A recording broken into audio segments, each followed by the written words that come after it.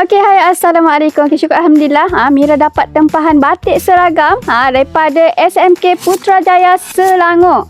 Sebanyak 358 meter. Wow, memang sangat banyak. Desain kali ni, ia pilih desain kita yang baru je kita launch. Yang diinspirasikan daripada batik lukis printed.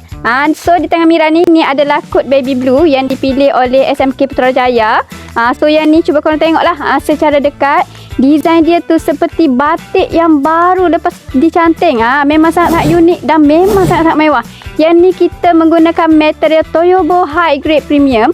Di mana kalau korang tengok, dia lembut, flowy je. Yang penting kain pun tahan lasak. Dan bila kita pakai tu, ia nampak sangat-sangat cantik. Jadi mana-mana guru ataupun penjawat awam yang nak dapatkan kain batik kita ni, desain terbaru ni dengan harga yang sangat-sangat istimewa, jom terus walk in ke Pelangi Timur Textile ataupun terus WhatsApp Mira sekarang. Jangan lupa warnai duniamu dengan Batik Republic. Bye. Assalamualaikum.